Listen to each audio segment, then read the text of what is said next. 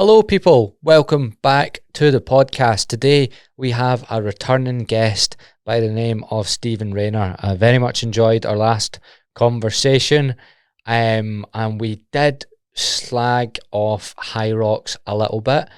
So we decided to do a returning episode on Hyrox itself after Stephen done the Glasgow event, and so did the rest of Scotland. I don't think I've seen one person from Instagram that is within the region of Scotland that wasn't at Hyrox the other week. So we're just having a bit of back and forth, how he trained for it, what is his general thoughts on it now, what are my thoughts, how you should train for it, and if it's going to be a fad that is going to end in the next 2 or 3 years. We also touched on Eddie Abbew.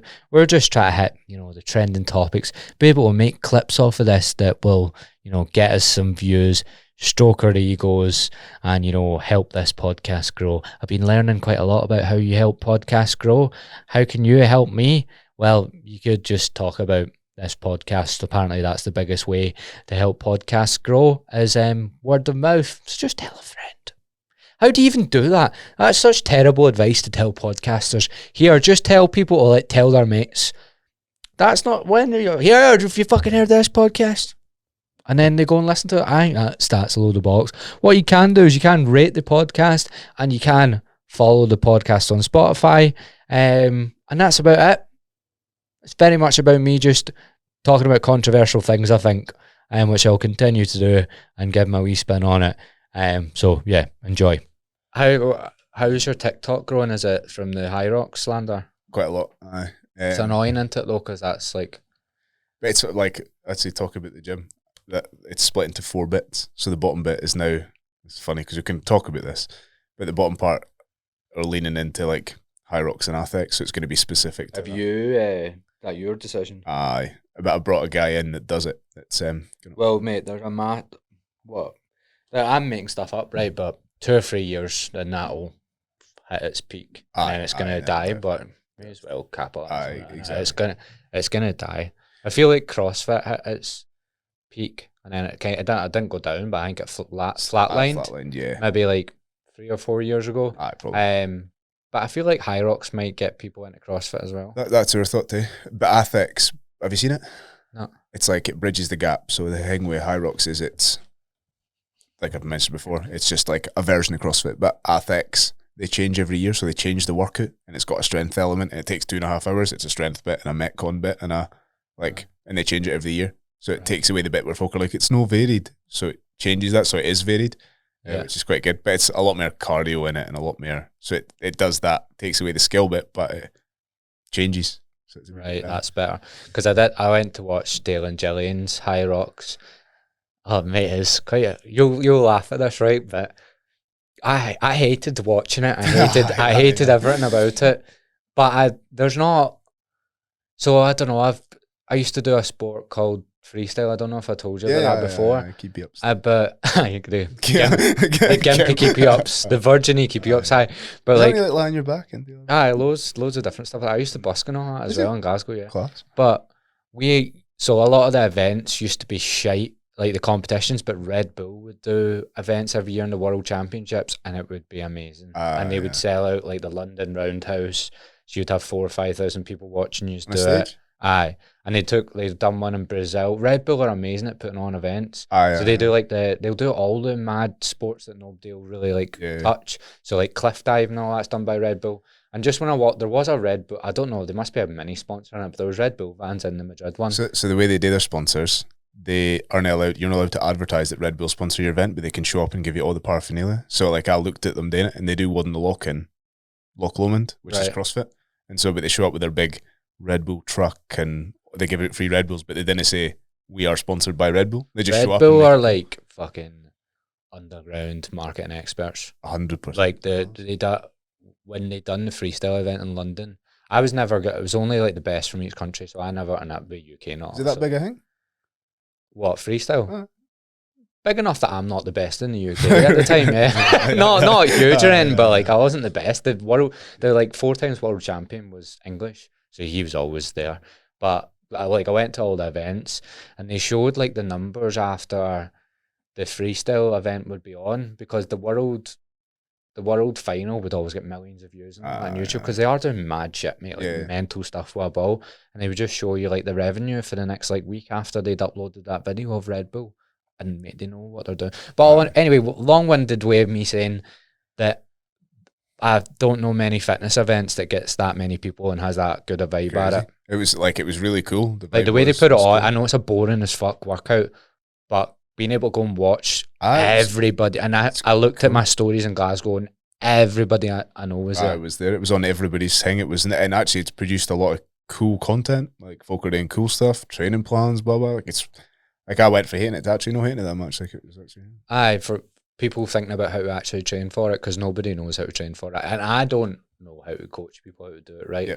But it's bad. I shouldn't say it until I've coached people how to do it, but I did see a lot of dumb stuff people were doing. Oh, it was mental. I think, so my training was just 3 sessions a week. Took on a running coach. I think I mentioned he's the guy that's doing Hyrox at the gym. He's like done multiple Hyrox. He's fast as fuck. I'll never be as close to what he is. What's his time? I think they were in doubles. I think they were 101. I don't know. I've only got bear in mind, I've only been educating myself for the past week on this. Yeah. Like I now know that's a good time. If you told me a week ago, they got an invite to Worlds, so I assume that's good. Because even I assumed we did. I looked at percentages of where we came, but then I got blasted on TikTok by people being like, "Yeah, but it was just couples and people who didn't do fitness that were doing it, so you're still shit." Honestly, I was like, I was top 15%. And these people that like, see, if you were good at Hyrox, you wouldn't be fucking commenting on stuff. So this is just like fucking wee 50-year-old Sandra going, "You're still shit." It would keep going forever, because remember how I said, "Oh, it's shit," and everybody goes, "You only say it's shit because you've not done it." I do quite well. They go, "It's still You're a disgrace. You're a fucking mess." I see this guy, I'll screenshot the thing. It was like, he just goes, "You're still shit." Like top 50% is just couples, like overweight. Like it was honestly this guy. I was like, calm down. And women shouldn't be allowed to die. And I think he actually had a Simpsons character as his profile picture. I mean, it's class. It's class. So why did you decide to do it? Just because I'd bashed it, and I've got an ego that way where like I like to back up. I would say that all the time. I like to back up the stuff that I chat shit about. So I was like, well, fine then, fuck you, I'll go there. And then I was like, right, I'm gonna do it. And also, I was in a similar position to you where you're saying it. Didn't like. I had a lot of people that I coached being like, "I want to do this," and I was like, ugh. I know that it's just running, and I know that it's just some other stuff, but I feel like a bit of a fraud. Like I have no like challenge against anybody coach people to do it, because you just have to be, now that I've done it, you just have to be quite fit. Surely like there's nuance from like 115 down the way, but anywhere else just to complete it, I think it's just about being fit and being able to run generally. But then I wanted to do it so that when people came to me, I could be like, it's like when I train people to lose weight. That's why I like to lose weight myself, like build muscle, do the same thing, do CrossFit. It's just easier for me to coach, like if I've done something, because I know the feelings that you go through and stuff. Like I wouldn't train somebody usually in something if I haven't at least dipped my toe in. So that's why I went on to it. And then mainly my ego, people shouting for the bleachers going, "You fucking can't chat shit until you've done it." And so that was most of the reason, to be fair. And what's changed since you've done it? Like how's your ego after it? Fine, I think. I was still massive, still huge. Like I started enjoying it a wee bit. I've never been good at running, and I started to quite like running. Like, tell me like running time. So I've been running for like 6 months. Do you know what? My missus done a 10k in Glasgow, and everyone was there. And since that day, I ran a 10k on that day, and I've been running since. And then she's like, "Why are you running?" I was like, "Because I'm gonna win that next year." See what was weird when I finished Hyrox, and then I said to the guy that was coaching me, I was like, he's like, "What are you doing today?" I was like, "Oh, I'm going to run." He was like, "What do you mean you're going for a run?" I don't know why I'm going for a run. I just feel like I want to go a run. I just let my ego do things. That's it. and then so I'd always hated it. I was like, actually, I'm kind of getting into this. Like, it usually like I didn't get a huge amount of time. I like listening to a lot of podcasts. I like listening to like consuming a lot of content. Like, and when it's no just doom scrolling. So if I'm consuming content that helps me, like hormones, whatever. And then if I'm training towards something, aka I'm running, and I'm consuming content at the same time, then I feel like I'm winning on both ends, and it's good for my brain, and it's an hour. It's not just a few minutes, and I quite ended up liking it. Mate, running's underrated if you know how to use it. I think you need that platform of already enjoying a different form of exercise. I think it's because it's people's go-to. Like when I was a fat kid, Yeah. it was my go-to to try to lose weight, so that's why I hated it. Aye, Also, I was speaking about it this my last podcast. My dad used to like force me to run, and I was well self-conscious when I was running, like my fat jiggling about and all that. But I done it in lockdown because I cannot, mate. I think the worst form of exercise is a pair of adjustable dumbbells in your bedroom. Aye. I actually think there's no other worse As workout. bad as that. Aye. You know the old barbells that like they were plastic covered. You got them in that Sports Direct, and they were full of concrete or whatever with a bit like that table, a bench that doesn't work. Doing that in your house. So I had started running then, and I got like quite good, quite fast, and I was like, because like I had followed a plan. Instead of just fucking going out, and I was like doing slower runs instead of just trying to hammer a 5k. And I think I already had all of that knowledge from doing it before, but I think I seen a lot of that for the Hyrox training, like why are you doing fast runs? But you're gonna have to learn that. But that's the stuff I already know about.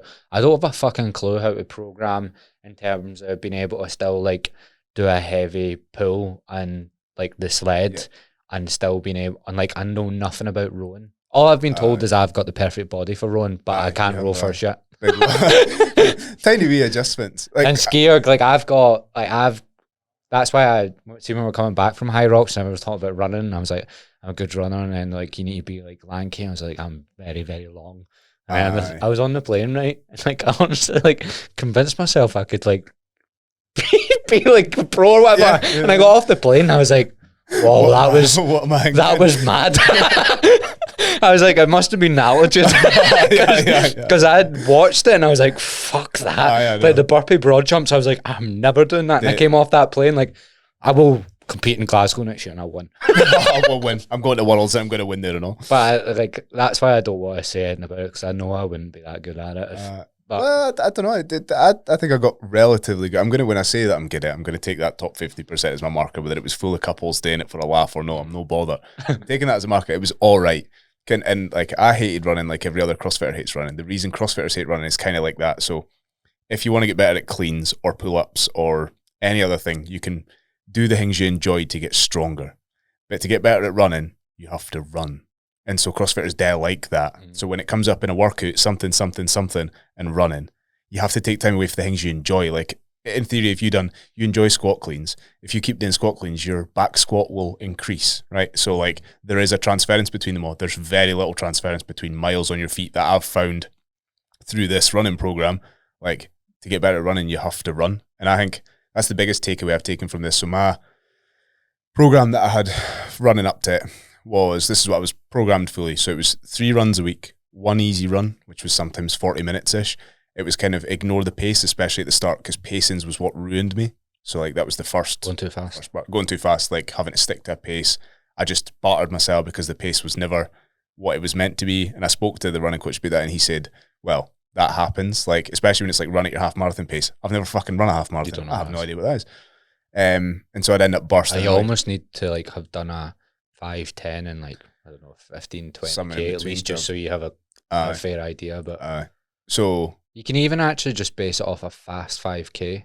And then Google it, but sure, you're not going to know that at the start. But so it was kind of, I had none of my paces, I had 9. So then we kind of moved to more of an RPE. So he was saying, run at what is zone 2, the buzzword zone 2, but go where you could like hold a conversation. And for me, that was like 7.5 minute Ks, like terrible. Like I'd be like run for 5 steps, be like, mate, for most people, that's run walk. Like you'll have to start a run walk. Well, that's it ended up being a plod. I just had in my head like through all of this a very, very slow trot. Mate, it's like, you know that thing where where you walk across the road and the car comes and you just pretend to half feel like you'd just be as well walking, but you do the little stumble the wee trot. So we just basically went off effort level, 40 minutes, easy runs. That was the first one. Then it was like tempo stuff, which was kind of either hill sprints or fast, slow. And that was to like I'll go into the other stuff, but that was the compromise running bit, which is to try and get you to plod at a decent pace after you've already sprinted. So you're compromised a bit, but not to the point where I think you need to train for Hyrox properly, but you're compromised a bit and then you go fast and you didn't really get a chance to rest and you go fast again, then you go slow, then you go fast. So it simulates that on, off bit. What we found really quickly for me, But see in running programming, you do that anyway. Oh, right. Like not even specific to Hyrox. Like that would be a lot of the programming. There's loads of differences to it, but I'm not that. I'm just interested in talking about it because we might be two people that have only specific knowledge to train themselves or not. Because I've not actually got a few clients running, but I don't know enough. But I've done a lot of research for my own running. Yeah. So that's all I know about. I'm not an expert in running at all. I'd use it as a tool for cardio. Like if I've got somebody on an active rest day, if they're quite like a not a higher level athlete, but higher skilled, and they have a day where they can't stop themselves and moving. I'm like, well, if you have to move, then go row, run, or swim. And I'll even like the running faster, that stuff to do with like being in different zones as well. But you get more efficient at running slower when you run faster. So it's that happens as well. Like so you end up being able to mechanically move better. So the slower paces are actually even easier, not just because you're aerobically fit, or just because you're actually more efficient at running from the running faster. That's what I've found. Because it's probably a bit right. Because then as the time went on, the last session I had was like a longer paced session, like a 10K or whatever. And so they just over time became easier and easier. Like it's just, and it wasn't in my brain. It was like my legs worked for longer and just miles in the feet. And then it got to the point where even if I was like, I can't be asked today, the tempo or whatever, I would just go and just get miles in to just run. And like, then the running bit became a non-real issue because that was what I was shitting myself for. At the start when we did it, I was doing it the reverse from everybody else. Everybody else does the stations and recovers on the runs. We had a plan for the start that I would recover in the stations because coming from a CrossFit background, they're all, I don't want to use the word piss easy because I get slaughtered again, but like they are, fucking hell. But they are, also there was a guy on the internet that was like, you fucking did mixed doubles as well. Fuck you should have done it solo pro. Like, you can't win. Can't win. But, this guy's not even an elite athlete qualifying for the Worlds. He doesn't know he's talking about. But then the other two sessions. So those were the 3 sessions. So we had the easy run, the fartlek stuff that alternated between sprints. I hate the word fartlek, but fartlek stuff, and then a longer, more paced run.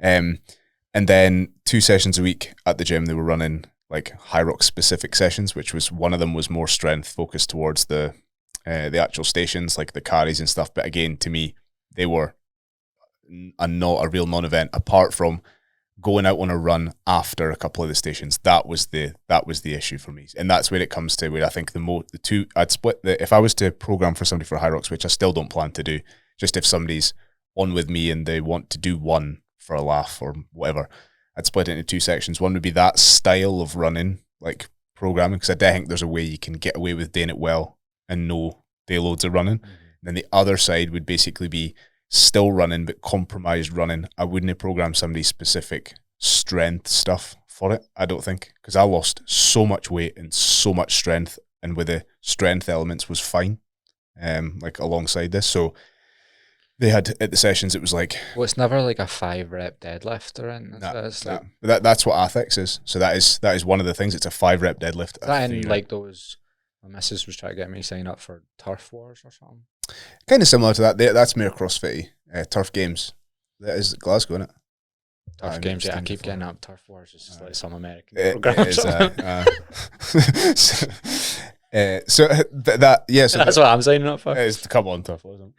So yeah, that was the one session was a little bit like more strength focused, and the other one was focused on really on compromised running. So if I was to split that, that's what I would do. I'd focus somebody on fully compromised running, like absolutely shag yourself, because on the day, and that was one learning experience from actually doing it, the adrenaline dumps mental. You'll run rapid, no matter how, like, I was so calculated and didn't care about my time. And even me, we went out so fast on the first run. You just get caught up in it. Like somebody speaking, there's music, there's hundreds of folk, you get caught up. So we went in with a perfect pacing strategy and we're too quick in the first K. It didn't compromise the whole run, but that still shows you, you know what I mean?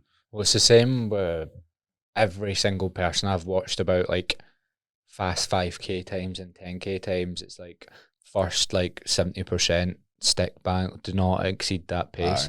As soon as you hit that red zone, yeah, you're absolutely fucked. Did you look at your heart rate? Did you see it? I didn't wear it for it. I wasn't, because I've stopped wearing it altogether for workouts and stuff, because like I could feel amazing. I've got a really like low top end heart rate. I've had it checked. Don't worry, I've not got a heart condition. But like my top end heart rate's like 170, even when I can't breathe, rolling about being sick on myself, beating other people in a workout. So like clearly fit, but just can't move. So like that's like 175. So if I look at my watch and I feel fine, but this says 165, I shit it and I pull back. So I've just started going on feel. I went to do a 5K. Like this was that. So this also made me. I was still in the process of like I'm gonna win Hyrox. So I came back here. It was like the next day, and I hadn't ran for 2 days. So I was like, because I've been running now for like 6 months. I'm up to like 50, 60K a week. Yeah. I've been doing it consistently. Yeah. And I've ran a sub 20 before. I ran like 1935, a wee while ago. but I was like 79 kilos. So I started running again at 90. I'm about 84 just now. So it's still there's still a difference compared to like that's an extra 5 kilos, but I'm way fitter than I was then. So I was like, I'll just go out and do an easy sub 25K, and I was up at the track, and I got to 3.2K, and I'd looked at my heart rate, and my heart rate had skyrocketed. But that's what it does to you, like because I was expecting it to be 160, and it was like 176, and then I looked down, and it was like 182, and I was 3.2K in, and mate, and I just stopped. And I didn't even. I saw you put up a story. I didn't even go right. We'll just see how the next 2 minutes go. I just went. just walked off the track.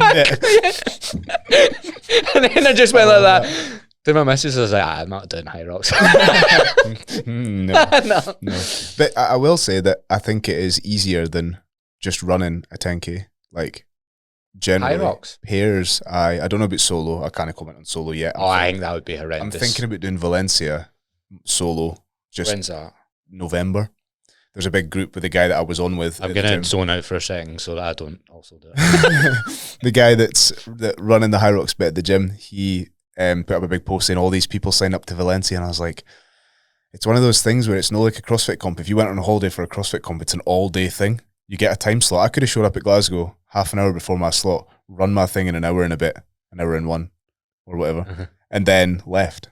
And I'd have been done. I'd have been in 2 hours, 3 hours, I would have been gone. So like the idea that for me for going away abroad is very like appealing, because I could go do the fitness thing abroad and have the rest of my time as a holiday. We done it in Madrid. It's good. Right enough. Because it's because when I thought I'd be going abroad, it was a holiday. Like we were there for 4 days. And he just that was only 3 hours or 1 day. Exactly. Whereas like I've thought about going away for a CrossFit comp, and it's like, well, you know, you sign in and register at 7. You do 4 events through the day. The podiums are at 6 o'clock. You've lost a whole day. So there's no appeal to that for me. If I'm going abroad, I'm going to enjoy myself. I'm not going to waste myself all day at a comp because it's pointless. So that was really appealing. So I'm toying with the idea. I've not done it, but I've not even done like a Hyrox training, but just the solo one. There's a lot of like when you watch the couples, there's a lot of standing about. Even when you're standing, you can tell that you're absolutely fucked. Yeah. But there is breaks. I just imagine that you would see if you didn't pace yourself on the solo one, you're done, man. Yeah. That's so that's what I was going to say before. The one bit that kind of got us, it turned out that my partner couldn't really pull the sled, so it's really hard to simulate the circumstances from the comp to a gym. So we've got Astro and sleds and ropes and the right weights different and the right frictions. Like there's just so many different factors that I'm assuming that humidity in the place plays a difference. There's bound to be, and even if you're talking 1 or 2% difference in a scenario like that, if you've done 100 sled pulls and your 101st is in a different environment in a completely different set of circumstances, the weight might be different. It feels different. And so it turned out she couldn't really pull the sled, and you're on station 2, and so I had to do the majority of the sled pull, which we hadn't trained for, and I was like, oh god. So I kind of redlined there and then had to pull back for the rest of the time, which was you can't tough. Really get back for redline. There isn't really, unless you really like say, where will we make it up, and then if you try and make it up somewhere else, you're done. Like, so I think the planning is really important if you want to do well in it. My thinking is I wouldn't be able to judge anything until I've done one. Like you said, like you kind of actually need to do one and see where you're.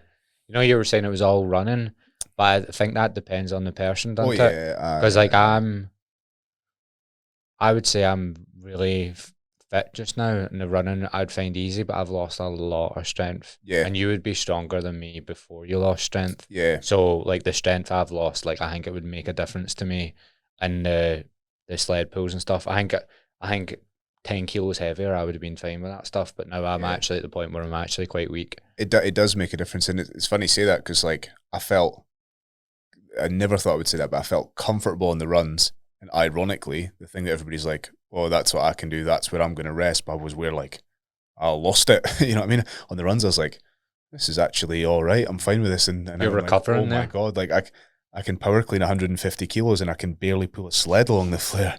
I was like, there's girls half my size just ripping it. And I'm like, oh my God, I am in struggle city, yeah. So do you think so how much weight did you lose? 13.5 kilos total. Was it deliberately for Hyrox? Nah, I wanted to go into a cut. So I got pictures from a comp in Strength in Depth in December, and old me popped up where I was just like, oh no, I am in bad nick. The two guys I was competing with are diced to the bone, like ripped, and there was a photo of us, and I was just like, oh no, and that played on me again with the whole social thing where you have to look a certain way, but sometimes I can get into that rabbit hole a wee bit. And that's interesting. I didn't expect you to. I'm not in a judgment way, like I just, because it's then that's what the industry does. Just meeting a lot of people that are like really, really ripped, I just sort of like, when you speak to them, they've all got the same, almost like the issues you're trying to get over. They've actually got them to a bigger degree, and it almost drives them to be so like.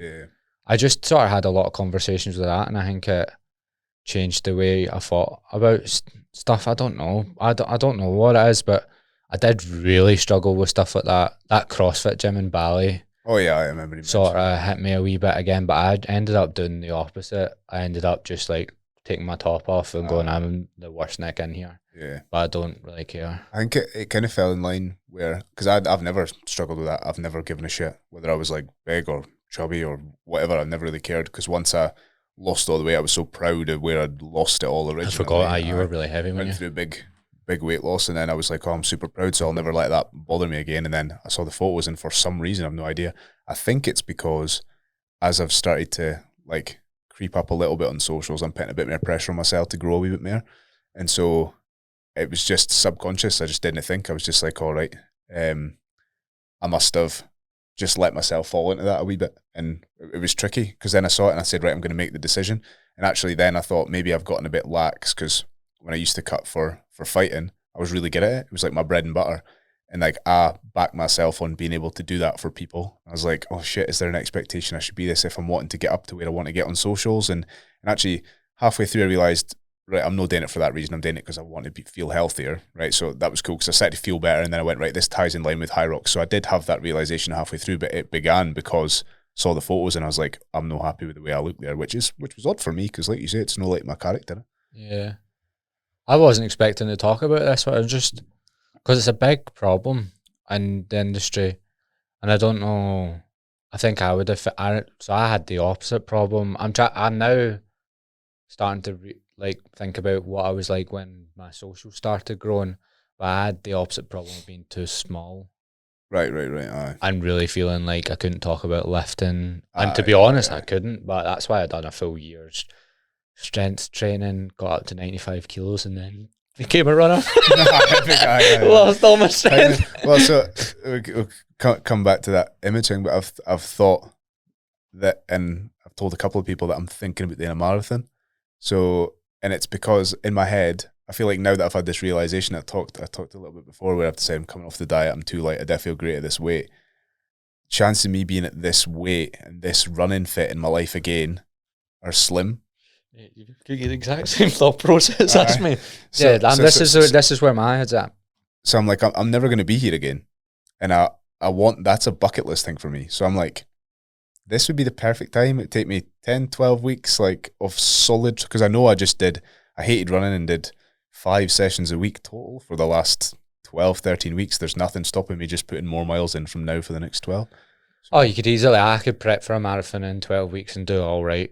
I do half decent for 12 weeks. So again, saying this, I haven't done it, but I'm actually running like a runner. You know what I mean? Like 5-6 times a week. So I'm like pretty well, like a 10K for me is a recovery run, if you know what I mean. But that's the way I'm thinking. And do you know how fried it is after? I'm now thinking I'm maybe going to stop running by like June or July. I'm 29 at that point. I'm thinking, right, this is my last time to really get a big bodybuilding type bulk in, because I've never done it. I'm like, why am I thinking like this? I'm like, but I've almost got it mapped out, and I want to do loads of different styles of training, like to be as good like it's coaching as I can. That's what my I'm like, because I've done bodybuilding type of training, right, but I've never actually took it seriously. I hated it.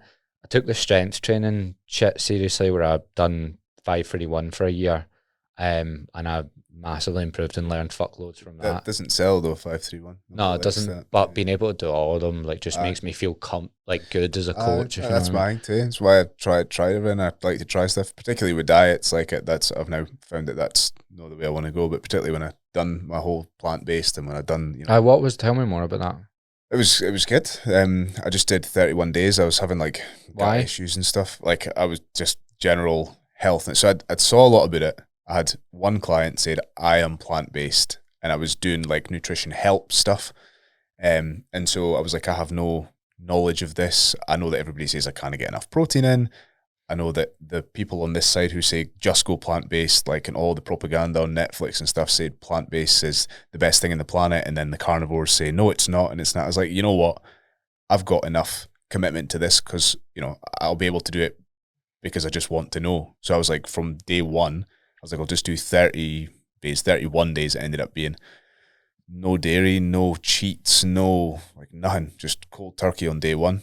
What I tried to do is I knew that doing that would make me healthy, right? Because it'd be confirmation bias. I would be taking out much more refined sugars, introducing more fruits and introducing more veg. So what I tried to do was remove that element by having quite a lot of sugar. So like I was eating all the replacement chocolates, all the replacement, right? So that would negate some of the like superficial health benefits. So I still had quite high sugar. I was still drinking like whatever fizzy juice was sugar-free and vegan friendly.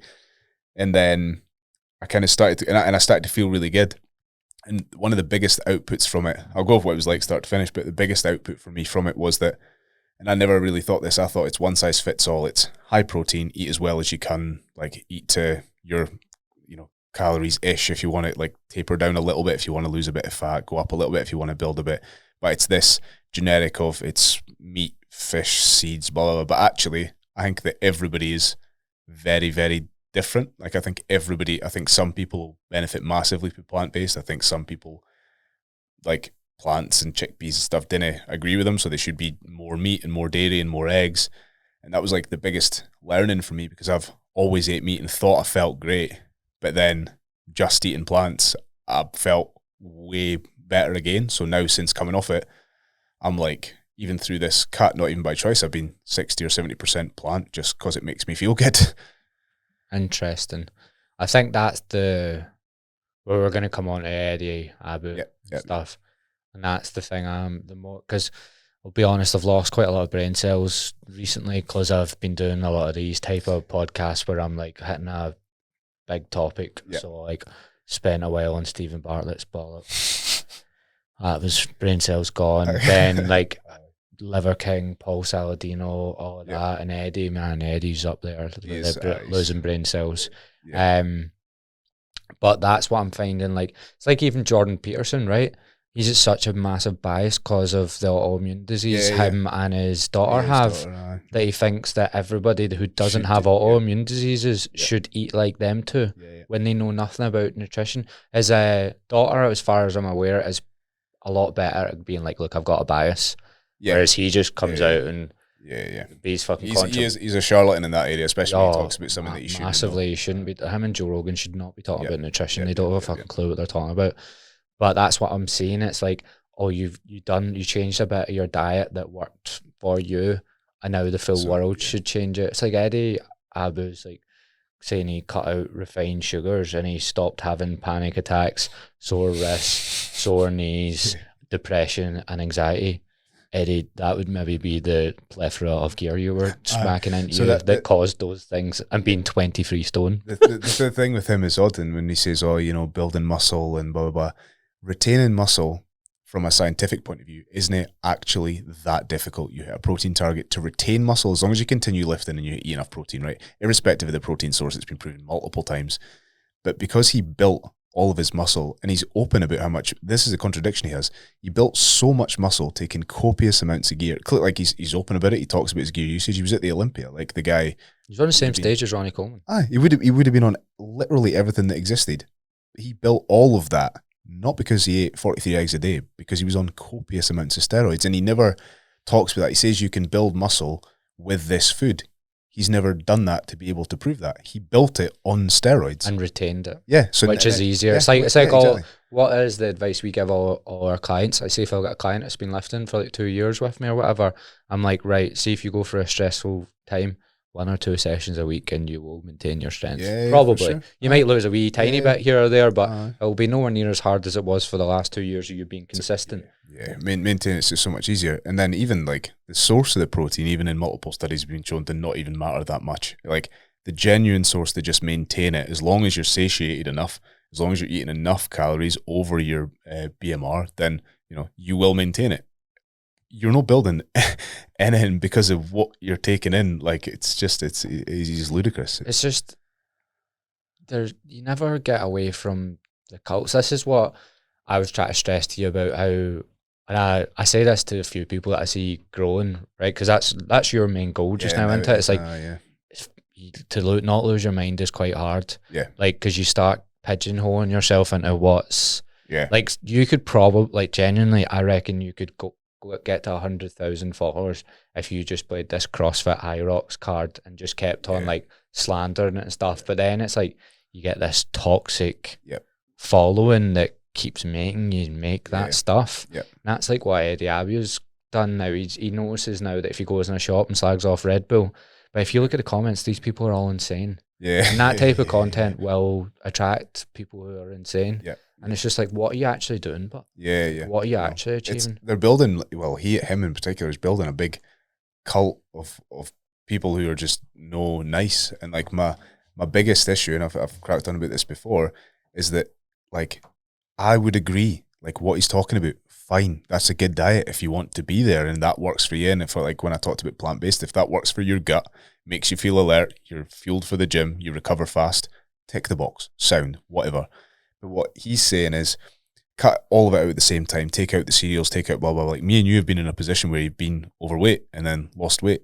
At that time, it would have been impossible to tell me to go from having a takeaway just about every night, eating sugars all the time, cereals, this, that, the next thing, to going literally eating 19 eggs, an avocado, 4 bits of steak and chicken. It's impossible. And I think it polarizes. It gets a fan base of people who aren't doing the thing he's talking about 100%, which is basically them all. Then there's like the hardcores who are already amazing at quote unquote dieting, who are just changing their diet. And then there's everybody else who's like, that's so far away from where I'm ever going to be. I can't. I could follow his diet now.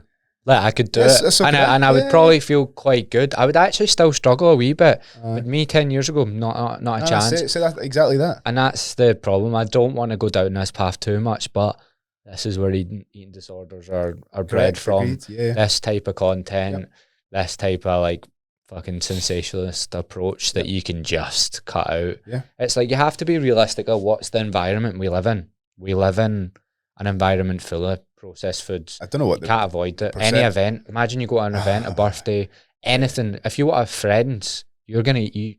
You have to eat processed food. I'm afraid. Yeah. So do you want to just like you do like to be a normal person? Think of how accessible plant-based is nowadays. And there was times where when I was doing it, I found it quite hard to be in social situations, to go to certain things where those things weren't available. Never mind niching down even further to only having 7 or 8 items that aren't ultra processed, that aren't. That's even harder, You do start to see through cracks though with him, like he's not an intelligent guy. Yeah. He isn't. No. He's not. He says stuff like, what was he said? Because like I honestly like see putting myself through the Stephen Bartlett podcast. Like you'll always agree with like 90% of what they say, and then they just give their 10% it goes too far. Insanity and just dumbness, like just outright dumbness or whatever. Like they've convinced themselves. Well, what was he said? slagging off whey protein. He loves slagging off that. Have you He seen? does, he Have you watched much of him? I've listened to Because you've made. I swear I seen you make videos on him. Did It you? was on the Dr. Fung that was on his podcast. Dr. Do you Fung. mean Eddie or Eddie, Stephen? yeah, Eddie. Oh no, I've done 2 or 3 on. I thought you had. I thought because you're on TikTok these days, so I knew you'd have touched him. Yeah. But not like that. Fucking. And then he was like slagging off whey protein, right? And then he was like, "You need to get your stuff from animal-based protein. This isn't animal-based." I'm like, "Are you a fucking idiot? What's going on up there? You know, where's it come from, Eddie? Tell me where the whey." He had another one where he was like, "Cut this out," and somebody stitched it the other day, and I thought it was funny. And then he says, he held up a pack of biscuits, and he was like, "My favorite thing when I want to enjoy myself or indulge is this," and he holds up a packet of biscuits or something. I was like, that is the most mental clip you've ever posted in relation to the rest of your stuff. Yeah. The most mental thing I've ever seen. No, there's a few more. Dude, I listened to a podcast on him, and I was driving here when I was listening to it, and I nearly headbutted the fucking horn when he said it, right? But he goes on about the panic attacks and all that, and then he was like, the interviewer was like, you're slagging off like carbohydrates and stuff, and he's like, didn't you used to have like loads of chicken and rice when you were bodybuilding? He was like, yeah, and panic attacks. So it came from the chicken and rice. Yeah. Panic attacks caused by chicken and rice. Science and medical professionals often say chicken and rice causes panic attacks. Please be careful. Come with a warning label now. Broken leg. Have you been on the chicken and rice by any chance? Aye. Oh no. And then the other one was he's got a can of Red Bull. And he goes to the guy, he said he met someone, he was like, why'd you drink this? Why'd you drink that shit? And then the guy's like, I like the taste. And he was like, I like the taste of pussy. I've seen that. But I don't have it every morning. Aye. The guy's like 50, he can't be talking about eating pussy. I liked him. He done another one where he was like, oh, somebody says they won't drink water. Tell me why you won't drink water. I need to put something in my water. He's like, put spit in your water. What are you on about? What are you talking about? But that's the sad thing, man. It's because it will get views and it'll get insane people. And then I think that just like, honestly, it boosts it further as well. Yeah, I don't think he's smart enough to understand what he's actually doing. Because I've tried to say this to people, but I honestly know how to. I know I could make up 5 scenarios that I could like just mold myself into like a person that posts a specific type of content, right? Because I've seen what kind of grows. See, when I made that, I stopped drinking last year. I made about 3 videos about stopping drinking, and made me feel physically ill after, because I got alcoholics messaging me for advice, and I mean hundreds of them. I've had it as well. So I stopped on Boxing Day, like until now, just because I was finding that. Last year, even just as a hangover from the culture that I grew up in, when I was going out, like I've got a son now and everything, and I would go out and I'd be at an after party all night, and I'm like, well, I'm still doing this. I'm fucking 30. What the fuck? And so I was like, right, there are no benefits for me currently of drinking. I get anxious when I drink when I'm out. Like I'm only seeing certain people because I'm drinking with them, and I just got that turning point where I think everybody like yourselves probably had it as well, where you're like, I've got a very different set of goals now, and I didn't need alcohol to do that. So I was just like, right, I'll just stop. And then I've put up, I like to keep myself, I use TikTok and that to keep myself accountable. I do it on Instagram. That's why I post so much of my own personal stuff, because if I've got something to post, I'll embody that and I'll post about it. It just helps me stay accountable. So I've been doing it on a Sunday. I post and I say, oh, this is week number 9, week number 10. And people are like, yeah, you go. And I'm like, no, but like, I wasn't an alcoholic. I'm just saying that I can't just have 2 or 3 beers. I have to make a full session of it. But it's the same. I've had people saying, how can you help me with, stopping and that? I'm like, it's not my thing. I'm not here. I'm like, you're in a very different place from me. I got 12,000 followers and 1 million views from one of the videos, and it was wild. But I see people on TikTok, so full personalities, not drinking thing, cause it gets views. Aye. And it's just, but like you could, so that's one of them, right? You could do this one, should I say this? John Connolly is pigeonholed himself into the mental health thing, who I've had on the podcast, but I see that as really dangerous as well. Like, as in, I'm not saying, like, I don't have any problem with the content he makes. but it means he's forced now to play this mental health. Otherwise, his TikTok's going to die. Yeah, for sure. So he's forced to play this thing that he's probably not, he's not a therapist or anything like that. Yeah. You don't know, and you're going to, like, I would be terrified to look at his DMs. Like, I would be so scared when I seen what my alcohol ones were like. And I had the same thing when I was talking about, like, I just came out when I first started coaching talking about calories. And like, I was naive. I thought that's what would help people because it's what helped me. Let's be honest, that was the thing. I finally educated myself and it clicked for me. But it doesn't mean people have a number of reasons why calorie counting isn't the thing they need to fix. Like emotional issues or their upbringing, their lifestyle, everything like. So, and I got crazy people messaging me, but I would get 80% and I'd be like, oh, I've been doing what you say for 3 weeks, I've lost 10 pounds and all that. So that would reaform like, oh, I'm doing the right thing. Good, but then I get the one message go like that, here I'm fucking like 50, I've got one leg, I don't know how to turn my oven on, I don't even know how to use a toaster, can you help me? And I'm like, whoa, this is I think to learn that you have to go there first and then be able to pull back from it. So like that's what I'm kind of doing with a lot of stuff now. I'm kind of exploring content, exploring audiences mainly, because so the other day, interestingly, so like I came from a metalhead background, like there's a side of TikTok which is like alt TikTok, so it's like alternative people and stuff, and you know, heavily tattooed, they go to Download Festival, whatever, they're the people I would have resonated with a few years ago. And I posted a couple of videos, like it got like 50, even though it had like 2,000 views, it got like 50 comments, like loads of favourites and that, and I was like, there's nice pockets of TikTok, but you have to explore them first, but then you have to realise, does that fit the bigger, grander vision of the people you want to assist? Or am I just getting my ego stroked across there because there's like a nice community of friends and stuff? And that's where I'm struggling to kind of draw the lines between, am I going to fulfill my purpose there, or am I just looking for a nicer set of people to push stuff to? That's why I'm going to go YouTube. Like when you last came on, like my friend was making the clips for me. I think you were the first person I made the short form clips. That's why they weren't that good, because I had more practice again on it. Because like podcast clips are a skill, because you can't say what you want to say. You have to cut what's already been said. So well, that's why when people say to me, "Oh, it must be amazing going on like doing something like this or having your own one," and then people say, "Oh, you should start your own one so you get loads of bulk content." I really struggled. Like even when I clipped the one we had, I was like, "This is hard." Because you never have the right frame of reference, and like I get why people that aren't very particular about what they say can do that. But like for somebody like me or you that like to get a message across with what you're saying, it doesn't resonate the way that you want it to. So it took me like 2 or 3 months to learn how to do it. I think a lot of it's coming into something like this with a, you know, what you're kind of, but then even at that, when you start chatting, like if it was a very but you do then put in jokes and all that, because it's a conversation. It's not like the way you speak to a camera.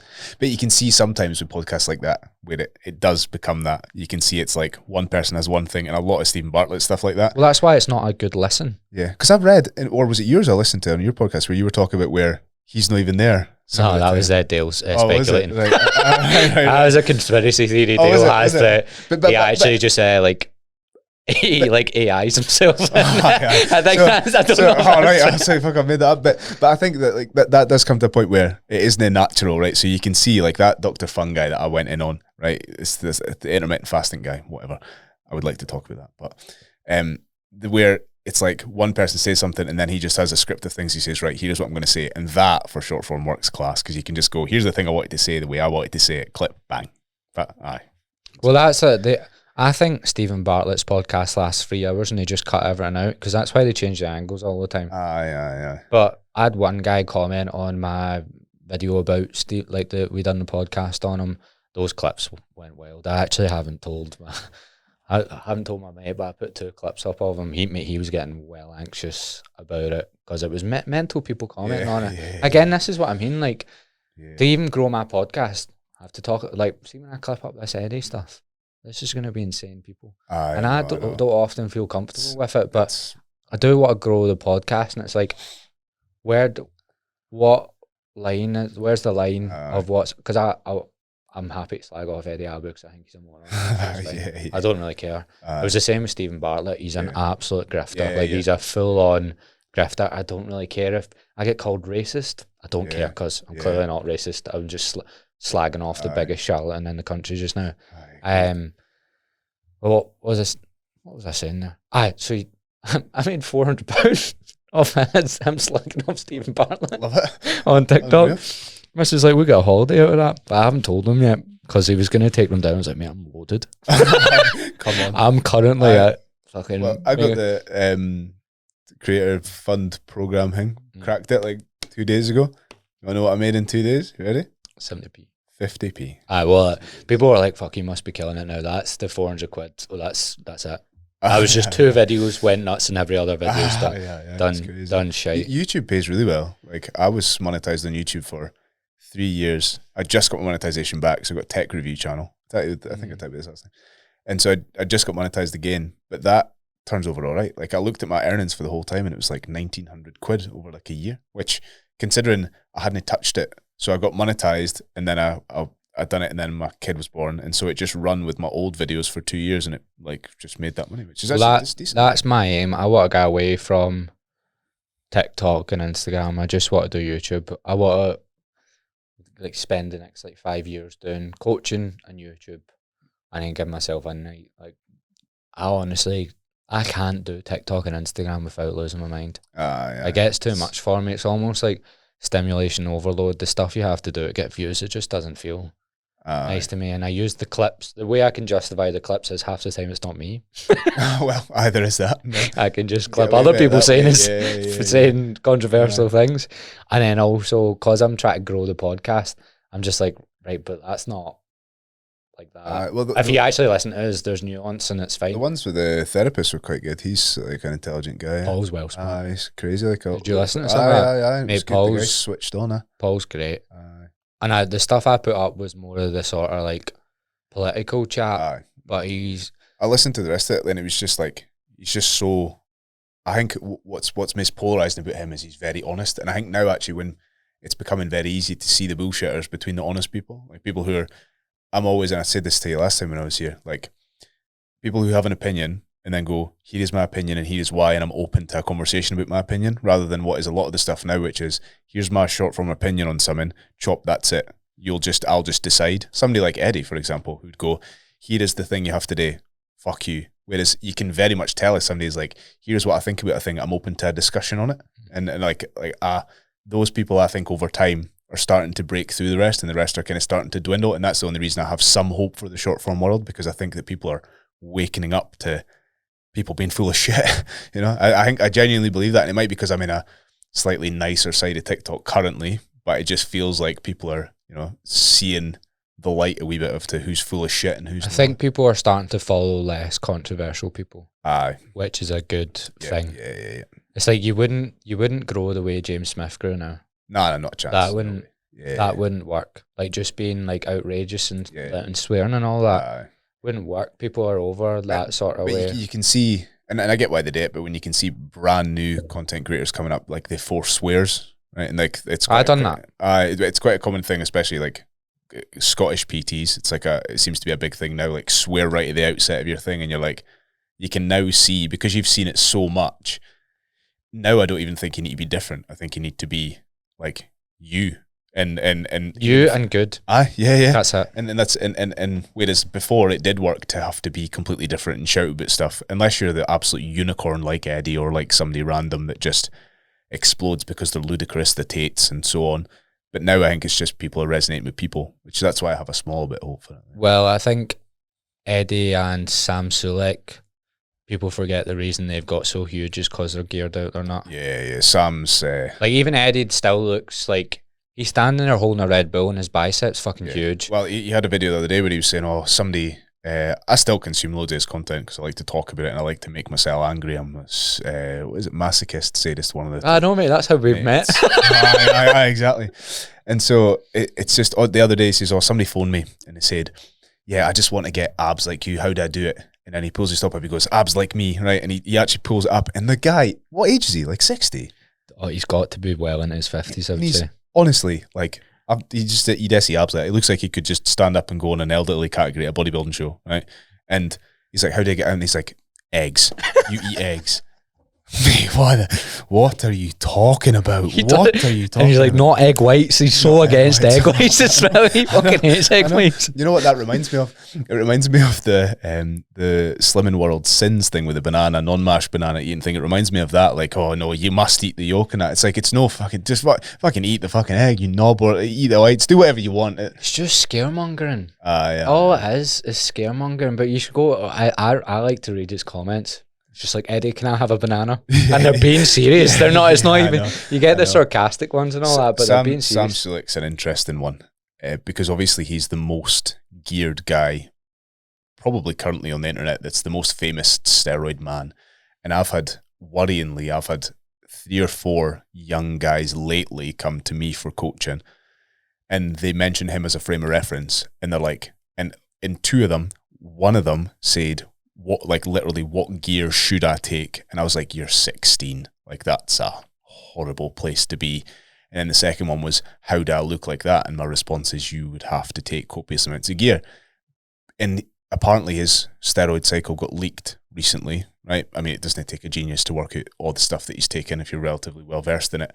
And it's like, I just think it's poison to the whole community. Because, you know, Shizzy, you ever come across him? Who's that again? So he was a creator on TikTok who like goes about the gym screaming, dry scooping protein, like the dark across the gym with him, like, you know, just apparently he's natural, but he's definitely no.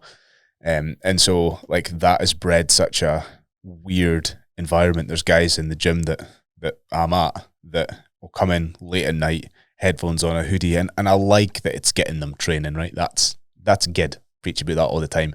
But they're training in such a horrible way, like you're shouting and screaming, dry scooping pre-workout at 10 p.m, listening to weird fucking Ziz music. Like, it's such We've came full circle, haven't we? It's such a strange environment, and I'm like, I like that they're in it, but they're turning into little dicks who need to take gear to feel better, and that's a poisonous place to be. Like, it's, I don't know. And he's so nice. Like, if you watch Sam's content, he looks like such a nice guy. Like, really wholesome, really, but at the root of it, he's on a fuck ton of steroids. You know what I mean? But he's going to keep doing it because he's getting rewarded for it. I think you could be the nicest, most switched on guy ever. I think if you get that amount of followers at a young age, I don't think it's ever going to end well. No, well, not that it can end bad. Like, you might get to 30 and like his whole attitude and everything like will change or whatever. You know who I don't like is the guys, and I know that this is a kind of weird, controversial opinion, but you know the guys who are really open about their gear use on socials. If you've been kind of off it for a little while, you might not have seen as much of this. Seen this. But they just say, here are all the things I'm taking to get the way I am. People who lie about it are, you know, charlatans, they're this, that. I think that's just as bad, because I think you're educating people in the wrong way because you're promoting it while also saying, this is fine, by the way, and I'm taking all of these things. I'm taking 500 test, I'm taking Deca, D-ball, Tren at this, and you're like, all right, so this big guy on the internet who seems really smart, because he looks like he is smart, so he must be because he's putting it on social media, he said do this thing, so I'm going to go do that thing and I'll look like him. And I think that's more dangerous than the guys who are lying about it, because they're not even saying that they're on it. Those guys are saying this is exactly how you do the thing I'm doing. And how you access it. Crazy. Yeah, I think it's a fallacy that women struggle way more with their body image than men do. Like, it's just the solution's different. Yeah. Solution for guys is gym and gear. Yeah. It's very underreported how many people are on gear, I think. And actually, the majority of people that are on gear, not even the majority, I think a huge proportion of people who are on gear, you would never know. They just look like shit. So they're having the implications of being on gear and nobody knows none of the benefits. It's very secretive. But like eating disorders are very secretive. Like people don't know they have them. But people who are on steroids at the time, their mind's so compromised that they don't even really know that they've got this huge ego and they're being a cunt to everyone. They're not even aware of it. But I was talking to like a client the other day, and he had a very similar background to me and you, being overweight when he was a kid and stuff. And like, he told me a few things about him getting in a suit. I won't go into it because he's like brand new and I won't name him or whatever. But he's similar age to me, and I was like, mate, I get it. He was like, he done something during the day where he didn't eat and stuff. So we're talking about that. I feel like the longer you coach, like you get more emotionally intelligent. They're like, don't just say stuff that you think's the right thing to say. Or like, you should have done this, because it doesn't fucking matter. No. What's the reason that you done it? That's what matters. Find that out, and then don't be a fucking dick about it. So I was just like talking to him about stuff, and I was like, man, I remember going to like school, and like the first parties I went to, I would wear a big hoodie. And like I'd be pulling my jumper out all the time. That was a common one for me. Was always that. This mate all the time. I still see if I put on like 2 kilos, I don't really like wearing tops. Yeah. Sometimes that's why sometimes I'll wear hoodies and I'll pull this out. And I'm like, I don't feel like I've got a bad relationship with my body. It's like quirks that I've never got rid of. It's the same as me. So when I got to like whatever, I'd already lost 10 kilos in this 13 kilo journey, and I was standing with Amy, I was looking at her, I was like, kind of how am I looking? I think I've lost a lot, and like I did this to like pull my love handles, and she's like, what are you even holding on to? She's like, skin. I said, oh right, I've got skin there. Oh, that's weird. I get rid of that. I thought that went with the weight. Like. But I was talking to him about it, and he's like, he struggled with that for forever, and it's just like it's not really spoken about how much guys struggle, and especially see when I hear women talking about like if they've been overweight and all their issues with like swimsuits and all that. I mean, I relate to all of it. Yeah. I'm like, I didn't experience any different to that. That was my full experience. Like you like want to wear a bikini on holiday, me going on a lad's holiday, being in my shorts, exact same. I hated it. I fucking hated it. I remember like my mate had like a big house like out like from school. He'd always have parties, and they had a hot tub, and I hated going there. Yeah, because it would be all the fit girls from school would be there. And I would be having to get the tits out. The tits are always the badge, like they were always the badge for guys. It's a tough one. But at the time, it's not something where I'm like, oh, I'm self-conscious. Actually, I'm more conscious of it now looking back. Like that was something that I thought would have annoyed me more, but actually it was wee things like, I don't know, even when I was at my biggest, I'm like, I actually hate my legs because I'm so fat up top, my legs look even smaller. What a weird backwards way to be annoyed about. Like, yeah, it never really changes. I think you just get better at dealing with it. The thoughts are always sort of there. That's what I was trying to say to him. It's like I still have my wee quirks and all that, but like I'm all right with myself. But that's why this was scary for me.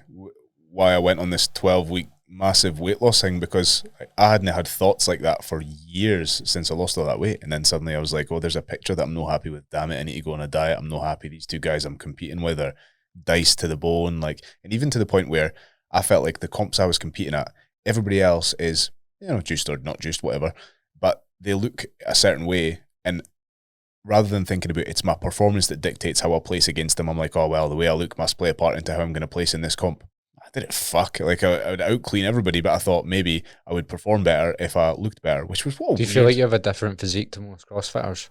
Yeah, I think so. Well, I'm taller, I'm definitely skinnier, I'm no as big, like, but again, if you stack me up in like something like a clean, just because it's my party piece, I would out-clean the majority of people, but I look like none of the people who clean even close to me. Just genetics. It's just genetics. It's just the way I look. But like sometimes I'll slip back into that, which was exactly what this was. Oh my God, I look fat there. Why do I like?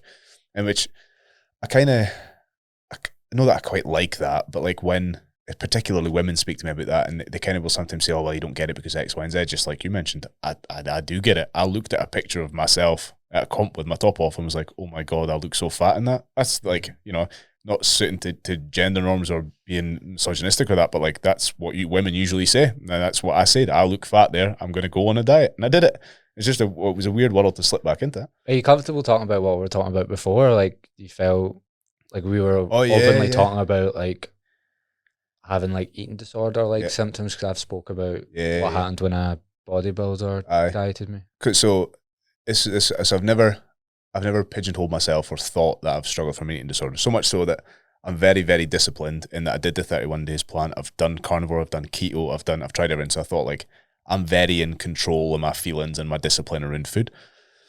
So I went on this diet, and then I'd been feeling a bit shit because I'd lost so much weight, and I was like, I'm feeling weak. So I went to go and eat again. I was like, right, I'm making a decision. I need to eat. This is the thing that's going to solve me. And my brain went, no. And I was like, that was weird. Someone I hadn't experienced before. I thought, why is that?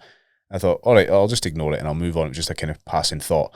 Then I went to the shop and I was looking about, and then I was like, right, what would I used to get? I used to get cereal. I would used to get like Rice Krispie square bars. I used to get chocolate blah blah. And I was walking around the supermarket and I got to the end of it and I was like, I've got fucking salad, vegan food. I've got probably about 4,000 calories in a shopping trolley for the week.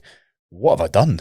And then I was like, I need to go back round again. And I physically like started to feel ill at the fact that I was going to consume the stuff that was in the trolley. And I was like, I've spent so much time. No, I never help people with eating disorders because it's no my line of work. It's no my expertise. But I'll always say I'm well versed enough with enough clients to know if I spot the signs of what it is, and I've done a lot of research in it. So there's people where I'd say, look, you should maybe get help with that. That seems to me like it's more of a deep-rooted issue that a therapist or someone should deal with. And I've been so blinded by that I was like, oh fuck, I've just become victim to that for no real reason. I was just like, oh shit. And so the awareness of that kind of scared me, where I was like, that's how easy it is even for somebody like me to develop something like that. And all I did was follow a very strict diet to the letter. And then I come off it and I'm like, oh, I've just caused myself issues. And that just showed me how easy it is for somebody to fall into that realm. And so now I'm very aware I've got a lot of unwinding to do. And I think, people say, oh, awareness is 90% of it. Once you know that it's there, you can go to fix it. Like, people aren't aware. I'm very aware, and I still know that I'm going to have to unwind it. I kind of just go, oh, that's it, fuck it, I'll just start eating again. It doesn't work like that. So it was a weird, really weird set of circumstances. You actually scare me a bit because my head just goes to like these carnivore cults and Eddie's content and all that. They're breeding grounds for eating disorders because you want him going around these shops lifting things up. People are be doing that. Yeah. Like and you can't see people doing that. No. They will be doing it. They'll be walking around the shop freaking out at anything they're putting in their basket. But it was the same thing that happened to me with having that hex sausages, potatoes and broccoli because I was trying to get the most food as possible. And honestly, I think if you'd have made me eat that meal, I would have been sick. I knew, I was starting to really. It was things like cucumber as well. It was all just starting to make me feel sick.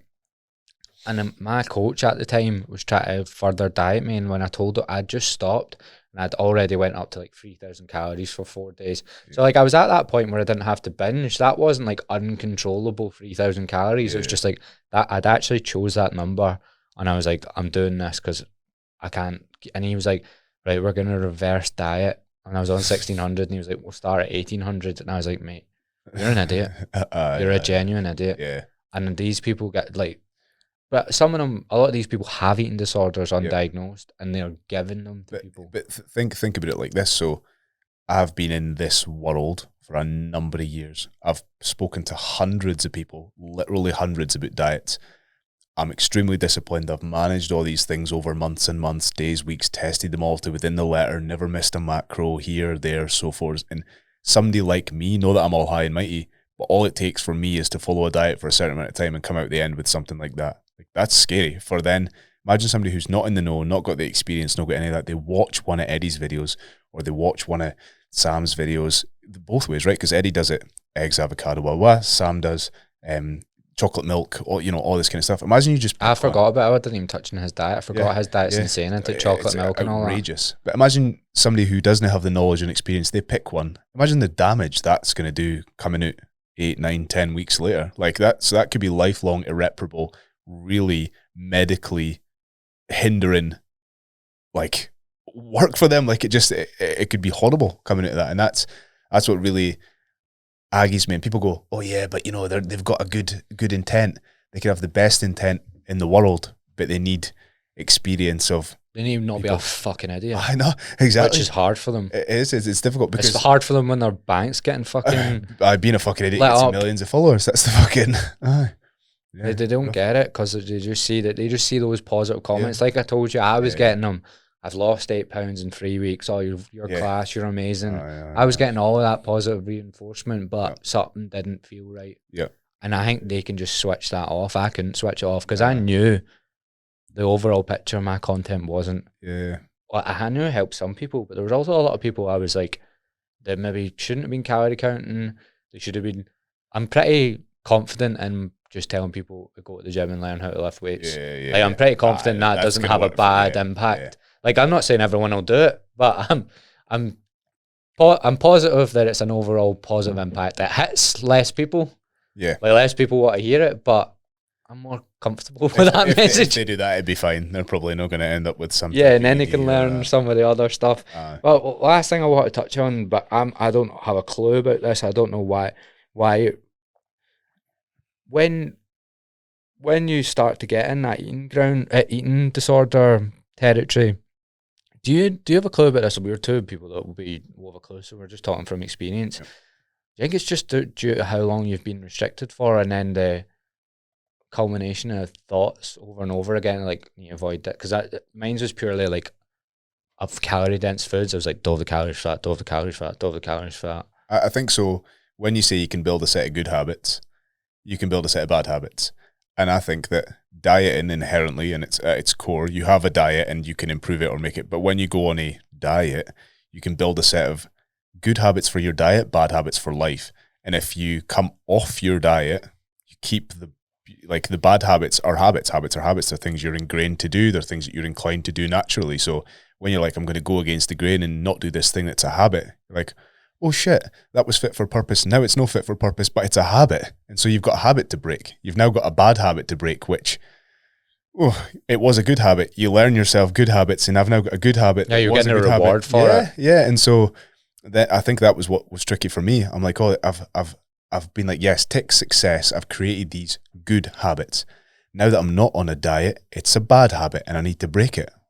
Shit, it's just like anything else. Which that's why I've never thought about it like that, but that's probably why I've always found it tricky people want weight loss, and even if you get them to the point of good relationship with food, then they lose weight, then it stalls and they need to do a diet break.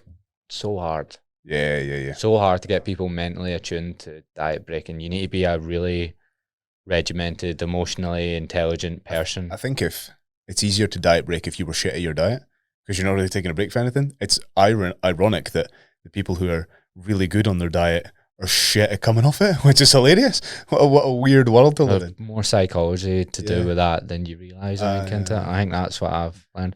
Right, we'll end it there. That was me. Our podcasts are mental. Yeah, they go anywhere. I was like, here's the two things we're going to talk about. Just talk about everything else. There's just a whole load of fucking that was a wee bit less intense. That was a bit. Maybe that was enjoyable, but I think the ones are the best to listen to. Aye.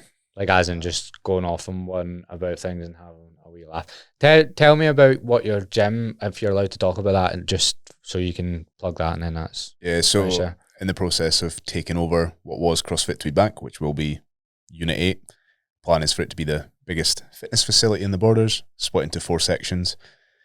CrossFit Tweedbank, an MMA gym, yet to be named, general population gym, and a high performance centre which leans towards athletics and Hyrox, ironically, considering the circumstances I'm in now.